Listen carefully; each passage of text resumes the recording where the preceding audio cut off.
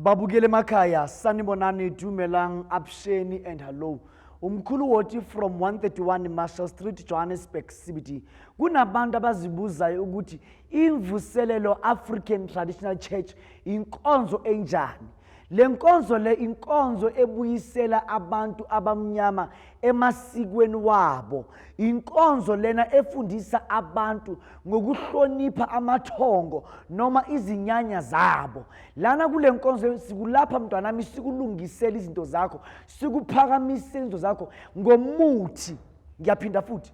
Sikulapha sikulungisele, sikukhanyisele konke kwakho ngempande. Manje uma uza la kule nkonzo mntakababa, ungafiki la kule nkonzo uexpect izinto ongazazi ukuthi la kule nkonzo kunjani, ngoba abantu abaningi bayazibuza ukuthi lana kule nkonzo kwenzakalani. Le nkonzo le inkonzo yama-Afrika, lena inkonzo esilapha abantu ngomuthi bukhoma ngaphakathi. Sibiza uNkulunkulu, sibiza amandla, sibiza amathongo, sifunda iBhayibheli. Kodwa inkonzo yethu inkonzo ukuthi ihlukile kunazo zonke inkonzo oke wazibona empilweni yakho. Lana kule nkonzo siwashela abantu imisamo yabo, siyawugeza umsamo la ekhaya. La ekhaya abantu sibalapha ngemithi imbiza. La ekhaya sifaka abantu ifutho. Lana ekhaya sigeza abantu. Lana ekhaya siqinisa imoto ukuthi imoto zakho zingahambi notikoloshe. Imoto zakho zingagijimiswa imilingo yokufa. Imoto zakho kungabi nemimoya ukuthi iyakuthinta uma usemotweni yakho. Mkhulu Hoti from 131 Marshall Street, Johannesburg, CBD. Buka nathi le nkonzo le. Buka nathi le nkonzo le yomoya. Ungadideki lana kusethongweni. Ekseni uma ufika mntwanami, inkonzo ke lena la sifundisa khona mhlambe ngeBhayibheli. Sibamba i-teaching ne-preaching. Sikufundise ukuthi kunje. Ufunde nawe uzuzwe ukuthi lana impela iHoly Spirit ngizwile. Singena our first service 10 o'clock. Makusha 11 o'clock siye break in. Uma inkonzo ibuya ingena ngo12 o'clock. Lapho sisuke singena enkonzweni yamathonga. Kulakwa nasivusa abantu abadala abahleli kuwena ukuthi labantu abadala abasebenze. Amathongo akini awagezeke. Kube kuyikuthi siba nensebenzo yethongo. Uma siba nensebenzo yethongo, lapho sisuke sivumisa ithongo lakho ukuthi amathongo wakho ingilosi zakini zikwazi ukusebenza. Ngibatla umkutlo ngwaneso. Akunanto ebizwa ngedlozi eyidimoni. Abantu abaningi namhlanje bazonda ukuya emathuneni wabo. Njengoba kuyinamhlanje awusaye emathuneni, awusafuna ukuya emathuneni. Inhlanhla zakho sometimes kumele ukuthi uze la ekhaya. Sikukhulekele, sikunikeza insebenzo. Uma uqeda mntwanami, ubiza amathongo akini. Konke kwazi ukuthi kukhanye. Ubiza amathongo akini. Kwesinye isikhathi uhambe uyoklina noma uyobheka ukuthi mhlambe amangqwaba akini asahleli kahle. Kwesinye isikhathi ingilosi zakho azisabuyeli kuwena ngoba amangqwaba akini uwayekelile, uwakhohliwe. Leso simo leso mntwana ethongo, amathongo awasithandi. Leyo nto leyo amadlozi akini ayakwata. Kuyinamhlanje uyaphila nomkhulu wakho nogogo wakho. Kusasa ngempela uma ugogo wakho eshona seyidimoni. Kusasa uma umkhulu wakho eshona sekuyidimoni. Kusasa uma ingane zakho uma wakho eshona nombaba wakho eshona sekuyidimoni. Cha mntakababa kunjalo. Ngiyala cha akunjalo. Kungani? Why? KwiBhayibheli amathongo wabo kade bewahlonipha kangaka, bewabiza kangaka. Namhlanje sisabiza uNkulunkulu kaAbrahama, Isaka, uJakobe, uDavid, uNkulunkulu kaMose. Kungani thina kumele amadlozi wethu siwabize ngamadimoni? But abantu basephesheya babehlonipha amathongo wabo kangaka. Ngibatla umkutlo ngwaneso. Ungizwe kahle. Lena inkonzo ebuyisela abantu to a right direction. Uma inkonzo ithi umuntu athi uzokulapha ngamanzi, uhlushwa utikoloshi, uhlupha isithunzela, uhlushwa isipoki, uthi umuntu ongena inkonzo kuye noma umholi webandla lakho athi uzokulapha ngamanzi, ayikho leyo nto leyo. Ukutshela amanga. Uma umuntu azoqinisa ngamanzi noma ngamafutha unamanga lo muntu loyo. Umuntu uqiniswa ngomuthi. Umqiniswa ngempande, impande namandla ukuvula izinto zakho, ukukhanyisa impilo yakho, ukwenza ukuthi impilo yakho ibe ngcono. Ungavumi mntana ukuthiwe kuwena uyogezwa itikoloshi ngamanzi, kuyohanjiswa isilwane ngamanzi, but umuntu ekuthi wena usebenze ngomuthi obumnyama. Umuthi obumnyama ufuna umuthi omhlophe. Uma umuntu uhamba lenkonzo le, maye ukuthi izolo uphuphe kunento engathi yakulala kusasa, kumele uvuke ugeze ugqume lo moya ukwazi ukuthi uphume kuwena. Kuyinamhlanje awusebenzi, yilo moya lo hamba nawe. Kuyinamhlanje akunanto ephumela phambili, yilo moya lo hleli nawe. Uma kuyikuthi uphuphe udla kusasa ekseni, kumele uthande impande ewinikezwe yimina ukuthi le mpande le vuka ugabhe ngayo. Ungiqedwe ugabha ngale mpande konke kubonakala, lesidliso liphume, yonke into ikwazi ukuthi ikhanye. Ngibatla ukuthi ngwaneso fika e131 Marshall Street, Johannesburg CBD. Uma ufuna i1-on-1 nami, i1-on-1 Sunday ngiyenza 1-on-1, ngiyenza i1-on-1 every Tuesdays and Thursdays. Uma ufuna i1-on-1 nami, mamela ngwaneso, fonela i-call center yami, bazokutshela ukuthi uma uza kimi kudingakala ini nani. Mina ku1-on-1 yami awufiki ungitshela indaba zakho, ufika kumina uhlale uvumisa ithongo. Mungiqeda kuvumisa ithongo nguprofitela impilo yakho ukuthi kwenzakala ini ngawe. Buka nansi inkonzo iyangena njengamanje, ubusiseke. Siyabonga. Wena umoya wakho, wena ini, wena umoya wakho wona inkinga. Iphi incwadi yakho ikhona la ubhala khona? Iphi incwadi yakho ikhona? Ikhona incwadi? Ukhathela ngithi, ukhathela ngithi, ukhathele. Bantwana bethonga, niyangizwa na? Niyangizwa? Anginizwa, niyangizwa na? Oh, nifuna ngize ngijampa ukuthi ningizwe. Kumele ngijampa khani nizopay attention, siyamuzwa manje.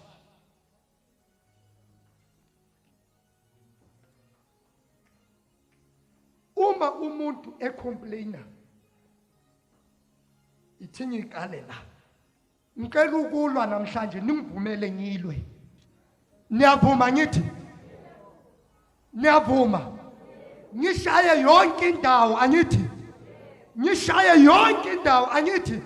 Niyavuma na? Niyavuma? The truth will set you free. Iqiniso lizokukhulula. Baba, mama, mayingabe umuntu ongafuni ukutshela iqiniso, ngeke uzukhululeke. Uyangizwa? Uma ningama-70 nikhuluma emakhoneni, ngiqala khona la esibingelelweni.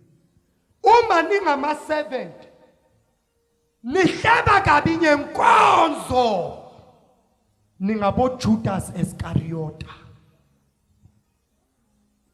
Ni betraya inkonzo, ni betraya umholi wenu. Uma ningama-7 nyimela ngikhuluma ngithi lento i-wrong, mina mangithathi khona nisala nithi ushabalala uyabheda, or nithi lento ayikho, or nithi umkhulu lento ayikhulumayo ayikho. Ningama-7 ama emakhoneni niseva abantu, ningabo Judas, ni betraya inkonzo. Kahle kahle ninathi futhi ni against thina. Ninengelosi yenkonzo futhi ni against yona.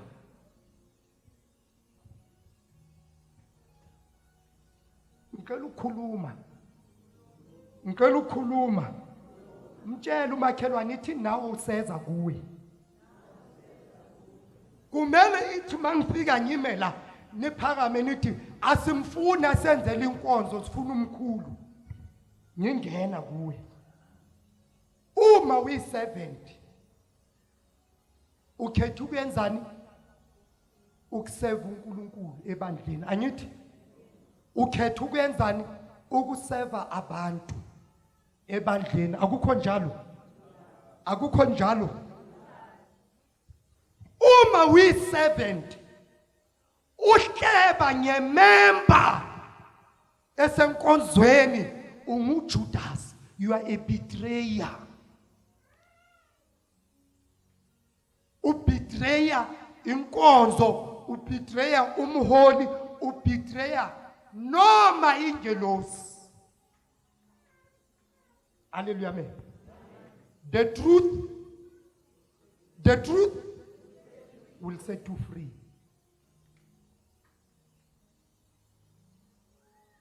Mntwana wethu, uze enkonzweni ufunani? Usizo. All right. Ngicela ukubuza. Ngabuza. Zingaki inkonzo ongene kuzo before ufika kwimvuselelo African Traditional Church? Zingaki? Ziningi angithi.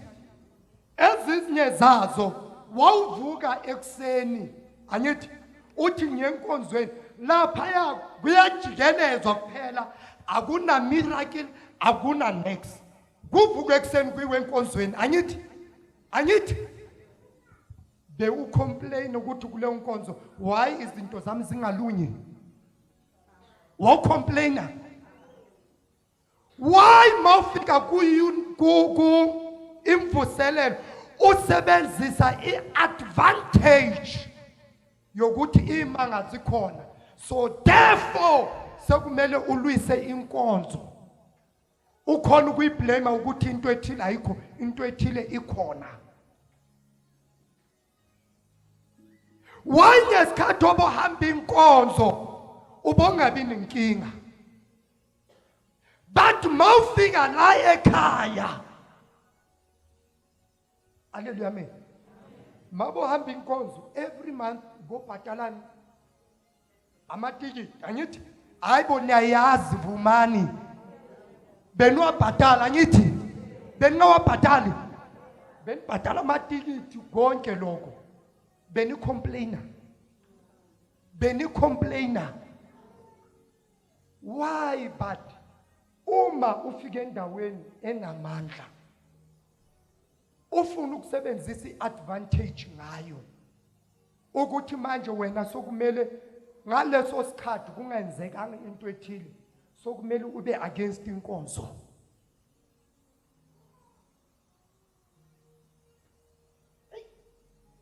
Ngiyalwa namhlanje angithi ngiyalwa namhlanje ne uJesu nangu uyahamba endleleni. Uma ehamba uhamba nani? Nabefundisi bakhe angithi uhamba nani? Ulandelwa ngabantu angithi uma esendleleni uyenza imanga, phendula isinkwa, amultiply isinkwa, amultiply inhlanzi, amafish angithi badle abantu, badle kube mnandi. Akukho njalo? Kube njani? Kube mnandi. Kusasa uma evela bamfuna bahlangana naye bathi hawu Rabi, kudala sifunana nawe. Kudala senzani? Dala sifunana nawe. Uyazena uthini? Uthi anifuni mina, nifuna isinkwa nenhlanzi le enyiniphe yona. uJesu uthi nithi niyangifuna, anifuni mina, nifunani isinkwa nenhlanzi, which means anifuni mina, nifuna lento enginipha yona. That's why lento enginipha yona okwamanje uma seningasayitholi nizongishiya ngeke ningifune. Ngoba anizanga kimi ngoba nifunani, nifuna mina, nize ngoba nifuna lento enginipha yona. Uyangizwa ngiyaphi? Uyangizwa ngiyaphi? Uma ungena insebenzo ucomplaina, nengilosi yakubona ukuthi lo akezanga la ukuzohlala. Uze ngoba ufuna lento nje makaqeda uyandlula. Lo uma ngathola lento ngisho nenkonzo ngeke azayilekelela, ngeke aze ayisupporte ngoba uyandlula. Usifunela nje lento. Mtshele abobani abangani bakho, ngizokutshela ukuthi wena ngubani. Ngibonise iattitude yakho, ngizokutshela ukuthi wena uyophelelaphi. Uyandlula noma uyahlala. Bayingaki abantu abangama-member la? Ugcwalise iform ye-member, uyi-member yala ekhaya. Ucela niphakamiseni izandla. Bayingaki? 1, 2, 3, 4, 5, 6, 7. 7. Kodwa mawungangena la wathola amafomu. Amafomu akhona I'm sure andlula ne-100. Uyazi why? Uyazi why? Uyazi why? Ngoba baza ngoba bafuna ukuconvince ingelosi, bafuna ukuconvince umkhulu athi hawu ama-member mabalunyelwe. Beyazi ukuthi bayanyonyoba, bafuna nje lento mabaqeda bahambe. And abaningi babo mawungahlangana naye ngaphandle ne uzokutshela ukuthi mina bengiyimember lapha, hayi ayikho leyo nto. Hayi akuna imanga ezenzeka, hayi azikho, hayi badlala ngabantu nje, hayi badla imali zabantu.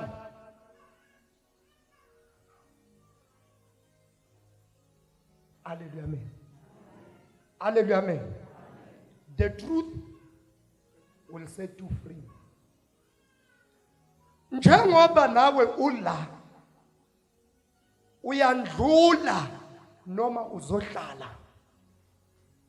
Njengoba ula unathi. Hey, iBhayibheli angiyazi kodwa kuneverse enye ethi angithi wena uyayazi mina ngiyazi. Kuneverse ethi bebe nathi. Ne? Bebenzani? Bebe nathi. Baphinde futhi benzani? Bahamba. Ne?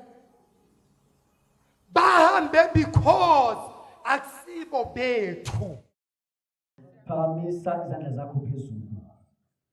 Noma uzwile malanga uNkulunkulu mntanami.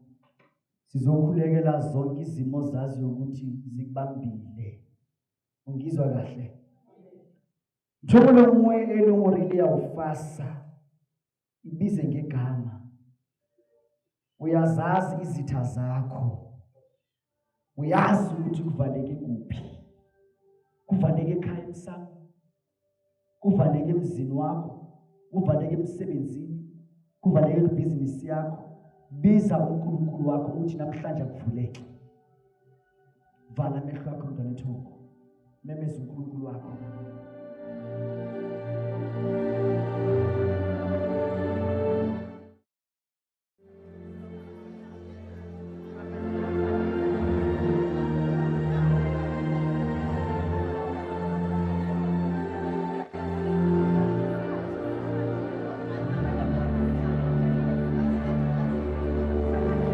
Biza ukhulume lawa vala khona.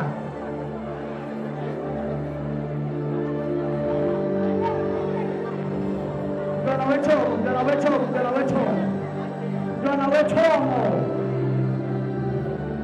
Mntana wethongo izomkhulu uthini kuwena? Vula amehlo akho mntanami. Uyabona uma umuntu evalwa akwenzeki ukuthi umuntu angavalwi ngentambo ebovu. Uma umuntu evalwa akwenzeki ungafaki umuthi obovu.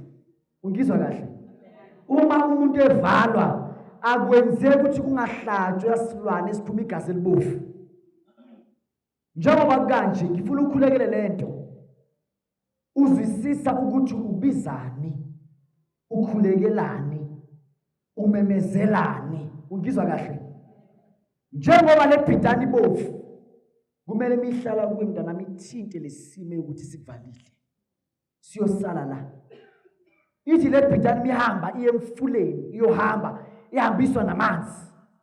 Ihambela lenkinga yakho ehleli kuwena. uNkulunkulu angikhulekele. Khuleka ukuthi la kwavalwa khona. La kwavalwa khona, la kwahlatshwa khona inkukhu noma imbuzi. La kwahlatshwa khona ikhoba noma amajuba. Namhlanje kuvuleke. Asikhuleke mkhokheli. Wena uNkulunkulu olungileyo, uNkulunkulu okhanya. Wena Jehova wasedulo. Wena uNkulunkulu namandla wonke. Baba siyakhuleka. Baba ngilosi siyathandaza. Ngilosi baba le bhidani ayenze imanga. Baba ngilosi le bhidani ayenze imanga. Akwehlela ukhanya. Akwehlela ukhanya. Ayibambe le mimoya ehleli abantu bakho. Ayibambe le mimoya ehleli ebantwaneni bakho. Ayibambe le mimoya ehleli ngilosi emzimbeni yabo. Ayibambe ngilosi imimoya ehleli ngilosi bona. Le bhidani baba ayibambe wena ngilosi okhanya. Imimoya ehleli bona. Wena uNkulunkulu okhanya. Ayibambe wena ngilosi okhanya. Imimoya ehleli bona baba. Ayibambe wena Jehova olungileyo. Imimoya ehleli bona. Ayithinte wena ngilosi okhanya. Imimoya eyavala impilo yabo. Ayithinte wena baba ilwana olutiboloshi. Imikhofi inyoka azidede